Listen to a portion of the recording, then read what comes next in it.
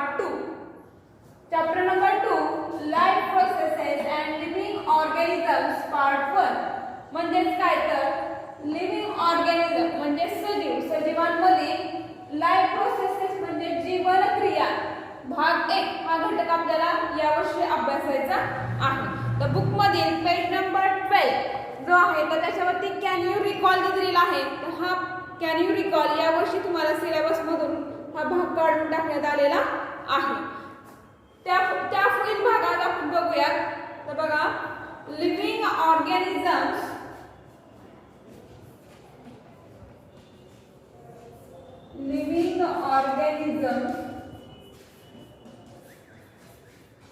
and life processes.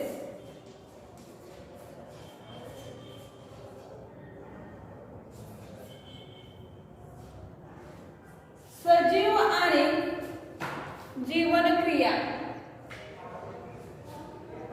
सजीव आणि जीवन क्रिया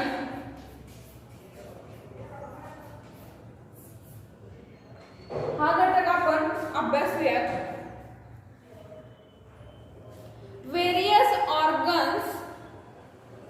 Various organ systems are continuously performing their functions in human body. म्हणजे बघा आपल्या शरीरामध्ये वेगवेगळ्या प्रकारच्या संस्था ज्या आहेत तर त्या कार्यरत करत असतात. Along with various systems like digestive, respiratory, circulatory, excretory and control systems. तर आपल्या शरीरामध्ये वेगवेगळ्या सिस्टीम्स आहेत किंवा संस्था म्हणूयात तर आहेत. तर त्या कोणत्या आहेत बघा. डायजेस्टिव्ह पहिली सगळ्यांना माहित आहे बघा.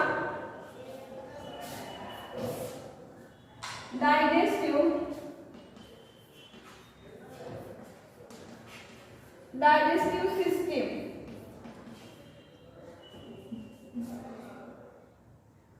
म्हणजे पचन संस्था.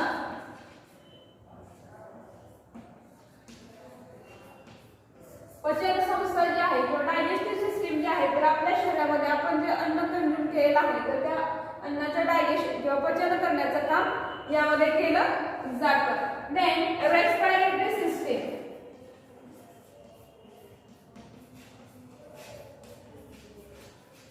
रेस्पिरेटरी सिस्टीम म्हणजे श्वसन संस्था.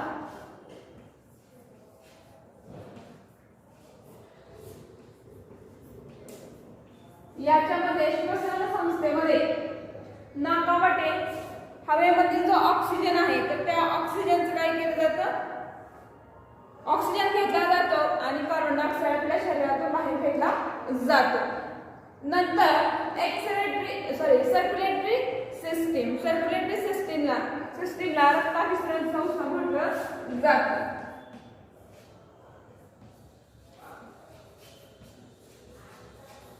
म्हणजे रक्ताभिसरण.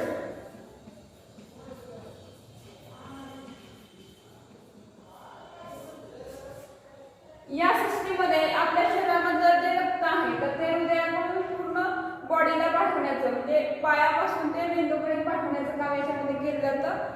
फिल्टर करण्याचं जे आहे ते ब्लड फिल्टर करण्याचं सुद्धा काम याच्यामध्ये केलेलं जातं. म्हणजे पूर्ण शरीरात रक्ताभिसरण करण्याचं काम हे सर्क्युलेटरी सिस्टीम मार्फत केलं जातं. Then excretory system.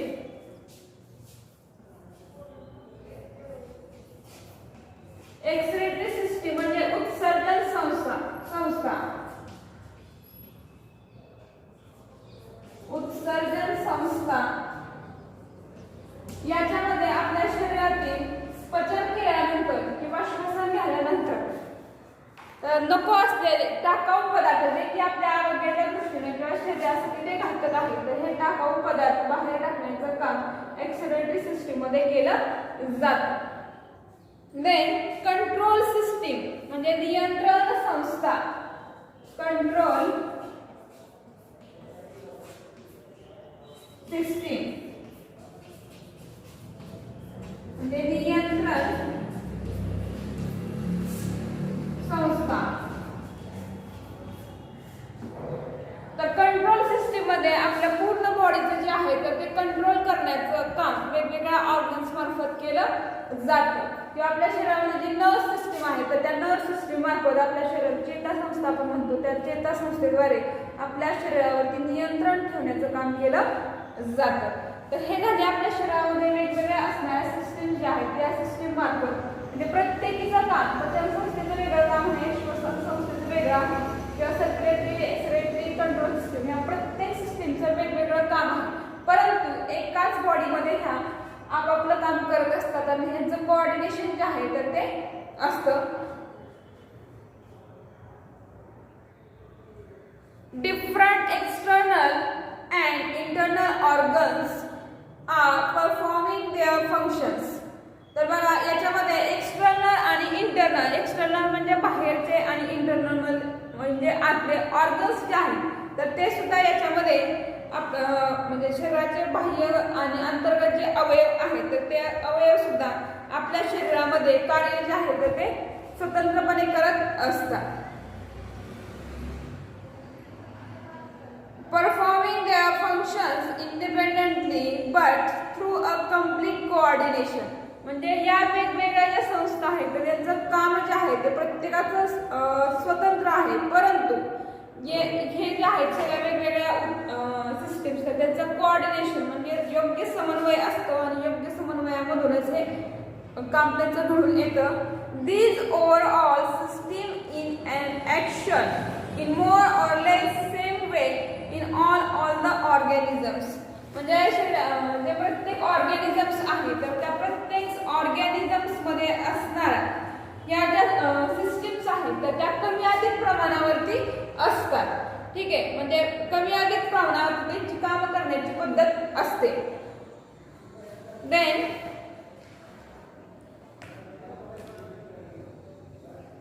these are in need of continuous source of energy for this purpose. म्हणजे ह्या ज्या वेगवेगळ्या सिस्टीम्स आहेत तर ह्या वेगवेगळ्या सिस्टीमचं काय काम आहे तर यांना अखंडपणे या कंटिन्युअसली ऊर्जेची एनर्जीची आवश्यकता असते.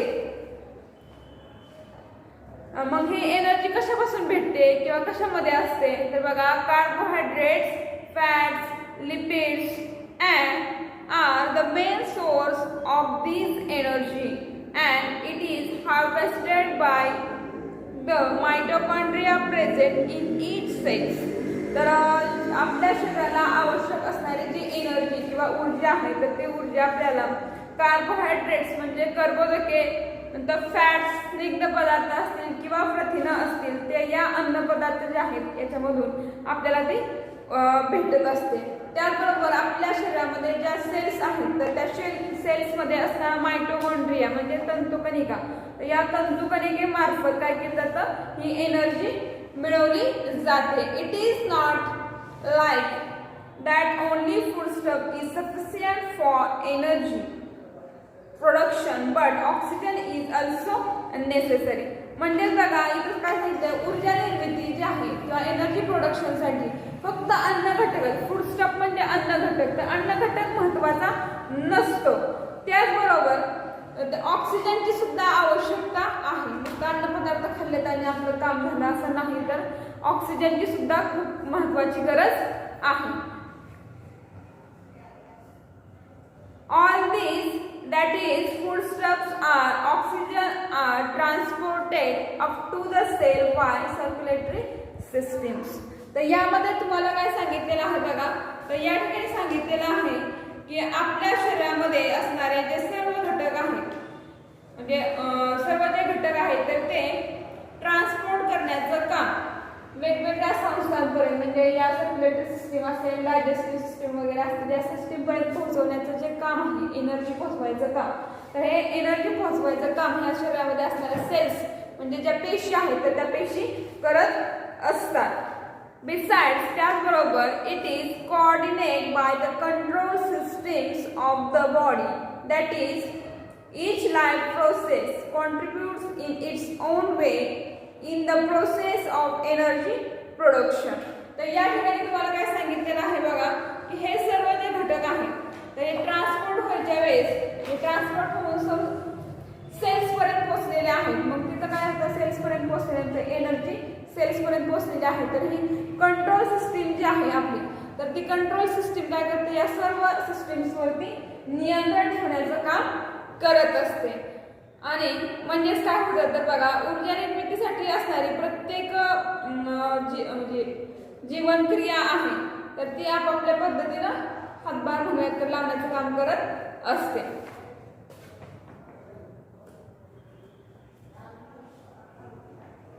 Functioning of all these life processes also require energy. Human and other animals consume the fruit and vegetables.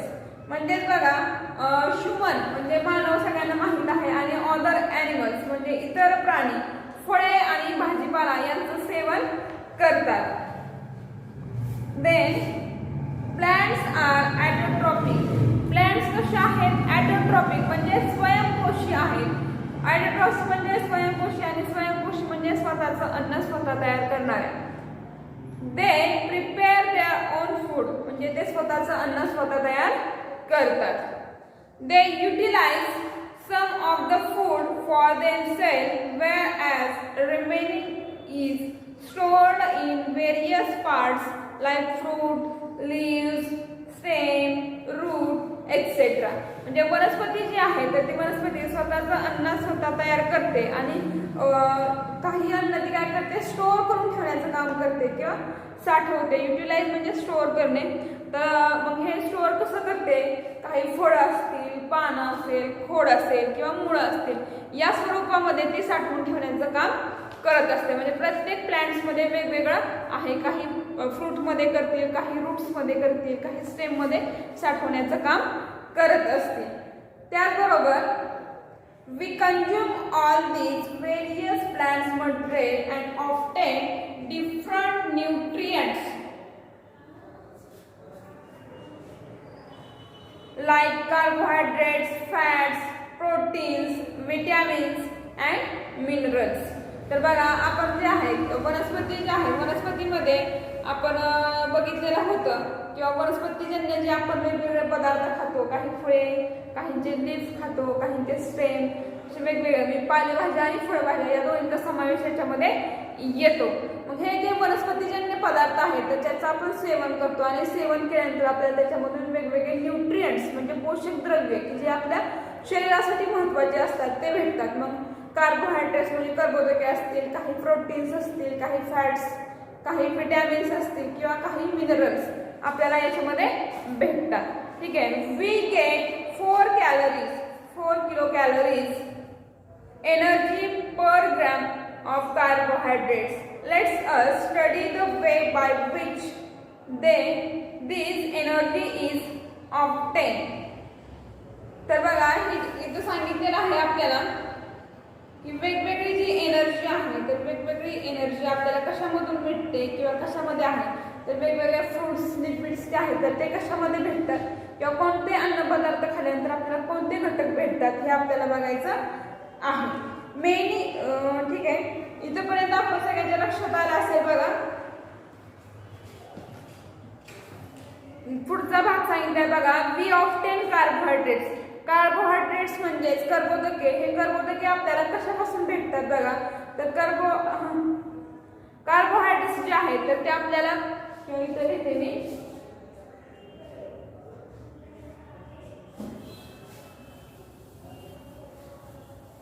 Carbohydrates आपल्याला 9th 8th स्टँडर्डला झालेलं होतं बघा, तरी पण रिव्हिजन म्हणून आपण घेऊया.